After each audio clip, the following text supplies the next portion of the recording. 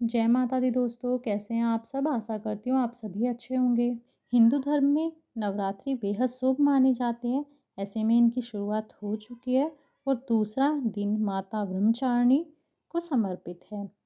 ऐसे में यदि आप इस दिन माता को प्रसन्न करना चाहते हैं और व्रत रख रही हैं, तो आपको माँ ब्रह्मचारिणी की कथा अवश्य सुननी चाहिए। नवरात्रि के दूसरे दिन माँ ब्रह्मचारिणी की पूजा की जाती है, जो माँ पार्वती का अविवाहित रूप माना जाता है।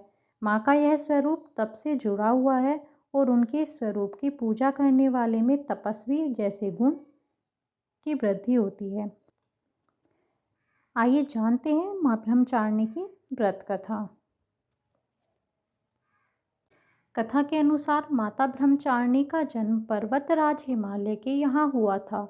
ऐसे में उन्होंने भगवान शिव को अपना पति मान लिया था और उन्हें पाने के लिए कठोर तपस्या की। ऐसा उन्होंने नारद मुनि के उपदेश से प्रेरित होकर किया। उनके कठिन तपस्या से माँ ब्रह्मचारिणी कहलाईं। बता दें कि उन्होंने अपनी तपस्या के पहले 1000 वर्षों तक केवल फल और फूल खाए। उसके बाद 100 साल तक केवल जमीन पर रहकर साग पर जीवन निर्वाह किया। फिर वर्षा व धूप की परवाह न करते हुए उन्होंने तपस्या की और ऐसे कई हजार खाए और निर्जल भगवान की पूजा की। ऐसे में अंत में उन्होंने बेलपत्र भी त्याग दिए। उन्होंने निर्जल और निराहार होकर तपस्या की। ऐसे में उनका शरीर अत्यंत क्षीण हो गया। जब उन्होंने पत्ते खाना भी बंद कर दिया तो उनका नाम अर्पणा पड़ा।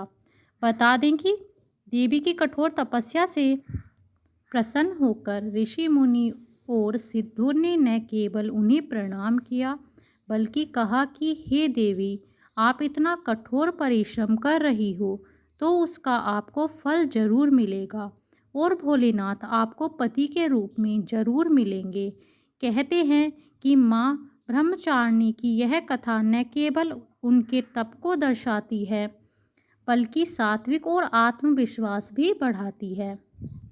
माँ के ब्रह्मचारिणी स्वरूप की पूजा करने से भावात्मक शक्ति बढ़ती है। माँ ब्रह्मचारिणी को प्रेम, निष्ठा, ज्ञान और बुद्धि की देवी माना जाता है। माँ ब्रह्मचारिणी श्वेत वस्त्र धारण किए हुए, उनके दाएं हाथ में अष्टदल की माला और बाएं हाथ में कमंडल है। ब्रह्मचारिणी का स्वरूप बहुत ही सादा है और अन्य देवियों की तुलना में वह सौम्य, क्रोध रहित और तुरंत वरदान देने वाली देवी हैं। माँ ब्रह्मचारिणी की पूजा में उन्हें चीनी का भोग लगाया जाता है और इस दिन उनकी व्रत कथा भी पढ़ी। माता ब्रह्मचारिणी की व्रत कथा पढ़े बिना यह पूजा अधूरी मानी जाती है। यहीं पर माता ब्रह्मचारिणी की व्रत कथा समाप्त होती है। दोस्तों, अगर आपको ये वीडियो अच्छी लगी हो तो मेरे चैनल को सब्सक्राइब करें एंड वीडियो को लाइक करें। धन्यवाद।